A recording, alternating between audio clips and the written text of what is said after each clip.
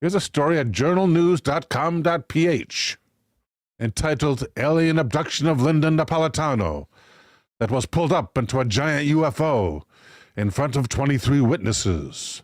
And it's written by Vicky Verma. And Vicky begins. Around 45% of Americans believe that UFOs exist and have visited the Earth, while 25% believe that aliens have similar societies like humans, according to an Ipsos 2020 report. There are many victims who claim to have been abducted by small, gray-colored humanoids, also known as the Greys, and then taken to spaceships for experiments or mating. Among them, Linda Napolitano's case is the most well-documented UFO encounter ever, of which no one has ever heard. Linda Napolitano, who uses the pseudonym Linda Cortile, a young woman in her 20s, claimed that in November 1989, she had been pulled by gray humanoids from her bedroom window while her husband was asleep next to her. Soon after this horrific event, she contacted Bud Hopkins, an American UFO researcher, who even wrote a book entitled The True Story of the Brooklyn Bridge UFO Abductions, describing the UFO events that occurred on November 30th of that year. Napolitano, an Italian-American young woman, said that on November 20th, at 3:15 in the morning, she suddenly woke, finding herself paralyzed, and saw three non-human figures. They were gray in color with big heads that were floating in her bedroom. She could not call her husband, as the beings told her in their language to stay quiet. She was pulled by a blue beam from her apartment window on the 12th floor in Manhattan. She was levitating inside that beam with three other aliens until they reached a giant spaceship that opened like a clam. Takahama Olsen 2 with a super chat. TO2 says, can't stay long. Got a Masonic lunch on. God bless you. Bought a new car yesterday too. Congratulations, TO2. Zacchaeus Hundley with a super chat. Zacchaeus says, it has ignited. We got a fly in here. This fly will die. Right. Oh, I missed him. There goes my monitor. No, just kidding. But we're ready for him. How you doing, Dad?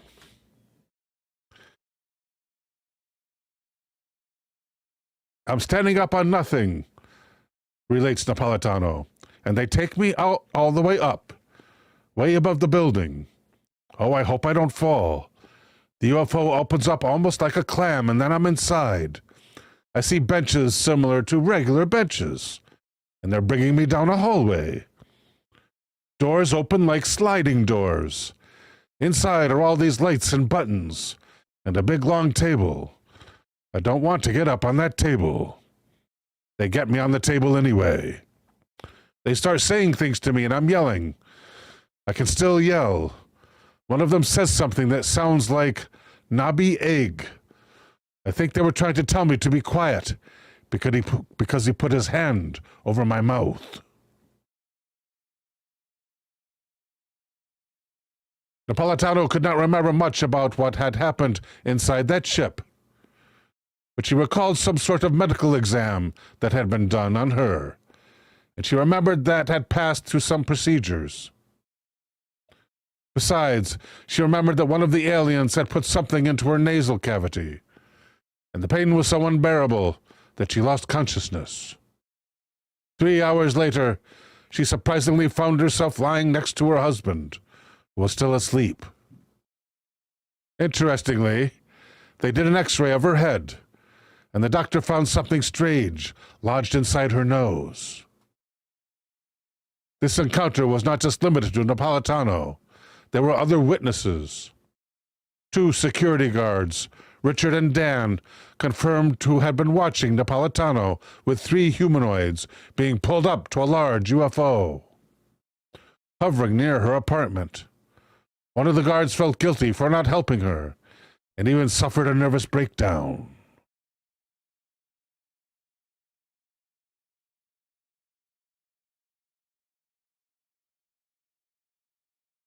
I guess this is Bud Hopkins talking, the researcher. No, this is the two guards. The two security guards.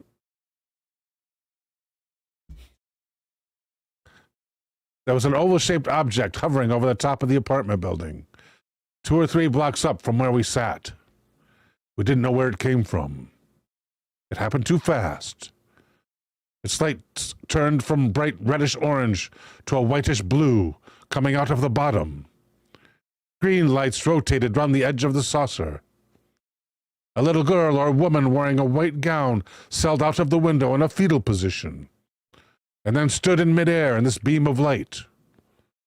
I could see 3 of the ugliest creatures I ever saw. I don't know what they were. They weren't human.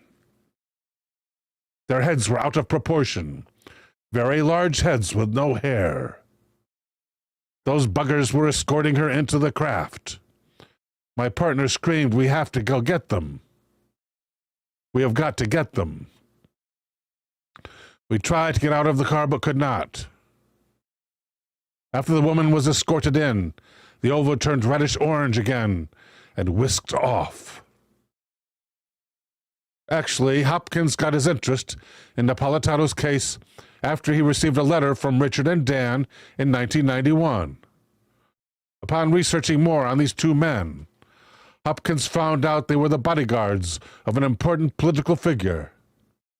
Hopkins reportedly believes they were the bodyguards of former UN statesman Javier Perez de Cuellar.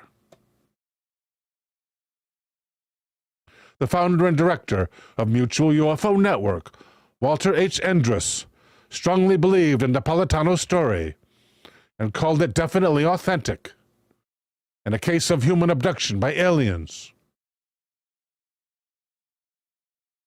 Stockholm Olsen, too, says, "You're never going to get that fly. Ha ha ha ha. We'll see." It's a little chilly here. He's slow. He's a slowpoke.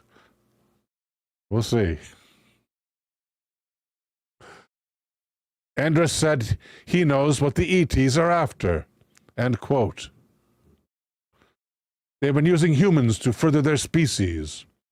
Cortile's story is familiar to Philip Klass, a former senior editor for Aviation Week and Space Technology magazine, known as the Sherlock Holmes of ufology. In his 1988 book, UFO Abductions, A Dangerous Game, Klass described the emergence of what he calls an alien abduction cult among UFO enthusiasts. The book examines numerous claims of ETs abducting young children and taking flesh samples, impregnating young women with alien semen, and then returning to remove their unborn babies for transplant to extraterrestrial females. Klass devoted several issues of his UFO Skeptics newsletter to the Cortile case, uncovering implausibilities and discrepancies in her story and its handling by Hopkins. For example, Cortile later added to her story that her son had been abducted by ETs 2 months earlier, and that the craft that took her crashed into the East River. No such incident was reported by any witness.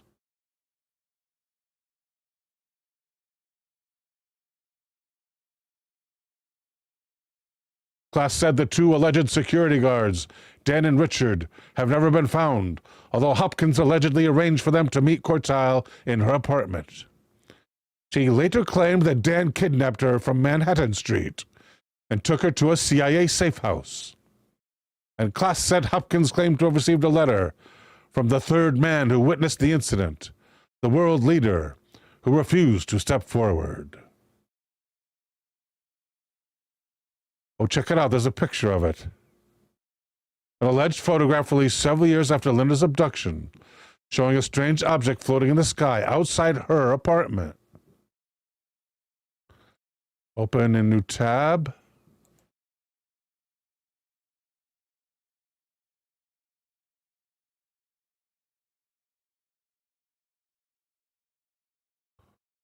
And there it is.